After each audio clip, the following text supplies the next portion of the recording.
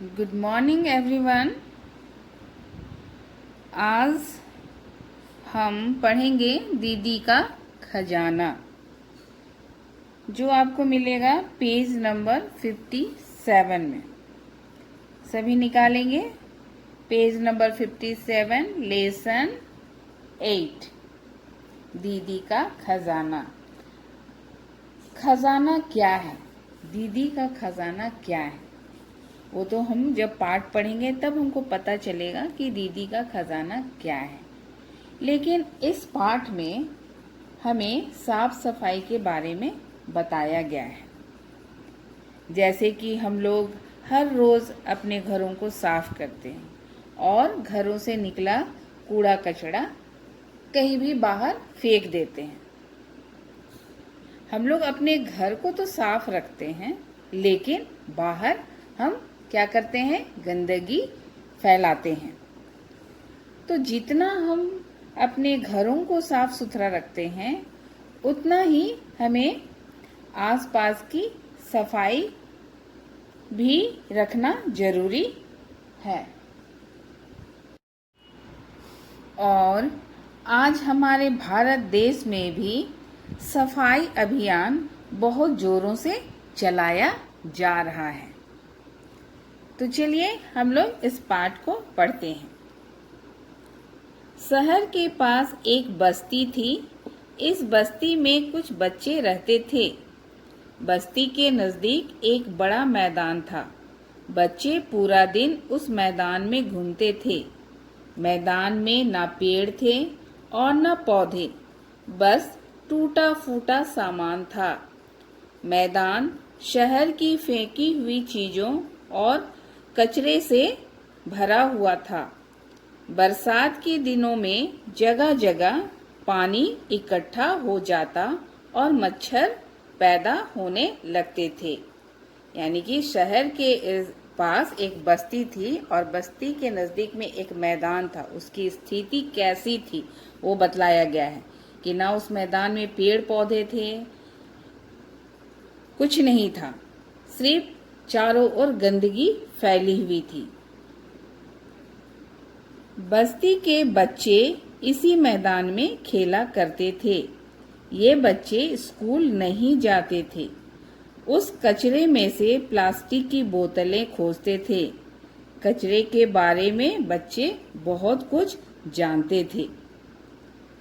यानी कि बस्ती के बच्चे उस मैदान में खेला करते थे और कचरे में से क्या निकालते थे? प्लास्टिक की बोतलें खोजते थे।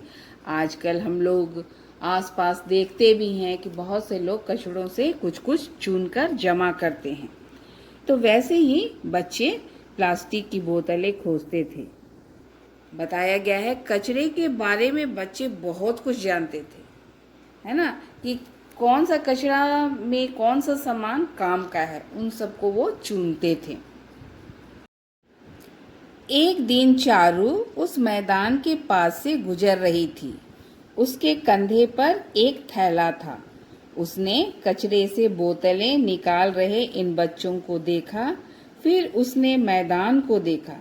उसे मैदान में एक बड़ा पत्थर नजर आया। उसने पत्थर के पास अपना थैला रखा और पत्थर पर बैठ गई। वह थैले से कुछ निकालकर देखने लगी। एक दिन चारू उस मैदान के पास से गुजर रही थी। यानी कि चारू कौन है? दीदी का नाम है। दीदी का खजाना, यानी जिस दीदी के खजाने की बात हो रही है उसका नाम है चारू। और उसके कंधे पर एक थैला है। वो कचरे में से बोतल निकाल रहे बच्चों को वो देखती है और फिर मैदान को देखती है और तब उसे एक पत्थर नजर आता है और वो उस पत्थर के पास अपना थैला रखती है और बैठ जाती है। बच्चे दूर से उसे घूर रहे थे। फिर थोड़ा करीब आए। दीदी के पास खूब सारी किताबें थी, मोटी पतली कहानियों की किताबें। बच्चे धीरे धीरे बिल्कुल पास आ गए। चारू ने उन्हें कहानियां पढ़कर सुनाई। जब चारू मैदान में आई और पत्थर पर बैठी तो उसने थैले से कुछ निकाला और उसे देखने लगी। बच्चे सोचने लगे कि ये कौन आ गई यहाँ पर, और उसे वे घूर घूर कर देखने लगे। जब वे दीदी के करीब आए तो उन्होंने देखा कि दीदी के पास बहुत सारी किताबें हैं। और वो कैसी किताबें थी? कहानियों की किताबें। और बच्चे उसके पास आते हैं और चारू उनको कहानियाँ पढ़कर सुनाती है। अब चारू रोज आने लगी। बच्चे उसे दीदी कहकर बुलाते और उससे खूब कहानियाँ सुनते। चारू उन्हें पढ़ना लिखना भी सिखाती थी। कुछ दिनों में वे अक्षर फिर शब्द पढ़ने लगे। अब चारू रोज मैदान में आने लगी और बच्चे उसे क्या कहकर बुलाने लगे? दीदी कहकर। और वो उनको कहानियाँ सुनाती थी। इस तरह से वे धीरे धीरे पहले अक्षर पढ़ना सीखे, फिर वो शब्द को पढ़ना सीखने लगे। एक दिन दीदी नहीं आई, अगले दिन भी नहीं आई। परेशान बच्चे दीदी का इंतजार करते रहे। वे स्वयं दीदी की दी हुई किताबें निकालकर पढ़ने लगे। मतलब कुछ दिनों से दीदी नहीं आने लगी तो बच्चे परेशान हो गए, उसका आसरा देखने लगे, सोचने लगे कि दीदी आजकल क्यों नहीं आती है। और इस तरह से वे दीदी की दी हुई किताबों को निकालकर पढ़ते थे। एक किताब में उन्हें दीदी के घर का पता मिला। बच्चे तुरंत दीदी की खोज में निकल पड़े। साथ में किताबों का थैला उठाना नहीं भूले। लोगों से पूछते पूछते वे दीदी के घर तक पहुंच गए। दीदी ने जो किताब बच्चों को दी थी, उन्हीं किताबों में से एक किताब में उन्हें दीदी का पता मिलता है और वे दीदी की खोज में निकल पड़ते हैं। साथ में वे किताबों का थैला लेना नहीं भूलते हैं। वे लोगों से पूछते पूछते दीदी के घर तक पहुंच जाते हैं। घर के अंदर पहुंचे तो देखा कि दीदी बिस्तर पर लेटी थी। वे बीमार और उदास दिख रही थी। न चेहरे पर कोई मुस्कान, न आंखों में कोई चमक। उन्हें बुखार हो गया था। डॉक्टर ने बताया था कि बुखार मच्छर के काटने से हुआ है और दवाई दे दी थी, पर दीदी ठीक नहीं हो रही थी। यानी कि दीदी बीमार थी। वो इसलिए मैदान में बच्चों से मिलने नहीं आ सकी थी। जब बच्चे दीदी के घर पहुंचते हैं तो वे देखते हैं कि दीदी बिस्तर पर लेटी हुई है। उसका चेहरा मुरझाया हुआ है, उसकी आंखों की चमक खो गई है। और डॉक्टर उसे क्या बताया है कि उसे मच्छर काटने से बुखार हुआ है। यानी कि मैदान वो जाती थी तब वहाँ बहुत सारे कचरे थे और उन कचरों में से मच्छर पैदा हो गए थे और उन्हीं के काटने से दीदी बीमार हो गई थी। बच्चे दौड़कर दीदी के पास पहुँचे। किताबों का थैला उन्हें दिखाया। बच्चों ने कुछ पढ़कर सुनाया। दीदी फिर से मुस्कुराने लगी। उनकी आंखों की चमक वापस आने लगी। वे दीदी को जब देखने आते हैं और दीदी को जब बीमार देखते हैं, बिस्तर में पड़ा हुआ पाते हैं, तब वे क्या करते हैं? किताब निकालते हैं और दीदी को पढ़कर सुनाते हैं। और तो क्या होता है? दीदी के चेहरे पर मुस्कान आ जाती है, उनकी आंखों की चमक वापस आने लगती है। उनका जो उद्देश्य था कि जो बच्चे स्कूल नहीं जाते हैं और इस तरह का कचरा उठाते हैं, उनको बिक्री करते हैं या रोजी रोटी कमाते हैं, जो भी उनका सोचना था दीदी का, और वो उनको स्कूल भेजना चाहती थी, उनको पढ़ाना चाहती थी, उनका उद्देश्य सफल हुआ और ये सोचकर उनकी आंखों में चमक वापस आने लगती है। बच्चों को दीदी के बीमार होने का कारण पता चला तो उन्होंने स्वच्छता अभियान शुरू कर दिया। जैसा कि आजकल हमारे भारत देश में भी ये अभियान चलाया जा रहा है। मैदान की सफाई, साफ सफाई की, वे अब किसी को भी उस मैदान में कूड़ा फेंकने नहीं देते थे।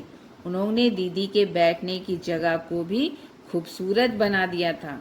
वे दीदी के बैठने के लिए एक कुर्सी और मेज ले आए थे और दीदी के बीमार होने के कारण बच्चे सफाई अभियान शुरू कर दिए। उन्होंने मैदान की साफ सफाई की और लोगों को भी वहां कचरा नहीं फेंकने दिया और इस तरह से उन्होंने दीदी के बैठने की जगह को सुंदर बनाया, खूबसूरत बनाया और दीदी के लिए एक कुर्सी और मेज यानी कि टेबल ले आए। और इस तरह से हम लोग देखते हैं आगे धीरे धीरे मैदान साफ होता गया। कचरे की जगह छोटे छोटे पौधों ने ले ली। बच्चों ने माली काका से फूलों के बीज मांगे और मैदान में बो दिए। अब उस मैदान में हरियाली नजर आने लगी। दीदी ने ठीक होने पर फिर से वहां आना शुरू कर दिया।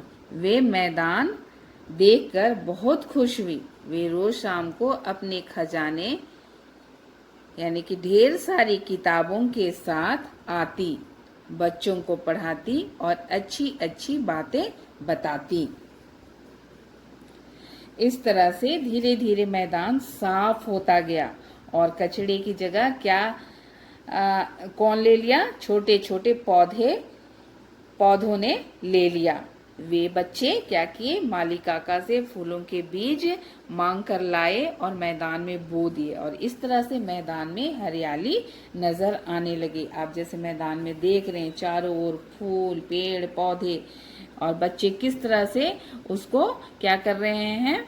संजो रहे हैं, है ना, पेड़ पौधों को।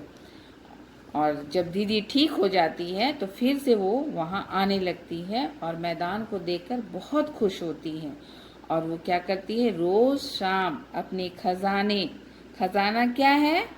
ढेर सारी किताबें, है ना, किताब है खजाना। दीदी का खजाना क्या है? किताब, जिनसे वे बच्चे शिक्षा प्राप्त करते हैं, पढ़ना लिखना सीखते हैं, है ना। तो इस तरह से वो रोज आती और बच्चों को पढ़ाती और अच्छी अच्छी बातें सिखाती। तो खजाना का मतलब है किताब, जिनसे बच्चे शिक्षा प्राप्त किए, पढ़ना लिखना सीखे और अच्छी अच्छी बातों को उन्होंने सीखा और उसको अपने जीवन में भी अपनाया। जैसा कि यहाँ पर आप देख रहे हैं कि उन्होंने क्या किया? प्रकृति को सुंदर बनाने की कोशिश की, पेड़ पौधे लगाए। तो आपका होमवर्क है इस पाठ को पढ़ना और इस पाठ में जितने भी आपको कठिन शब्द लगते हैं, जैसे इकट्ठा, मच्छर, प्लास्टिक, इन सब का स्पेलिंग आपको लिख लिख कर सीखना है।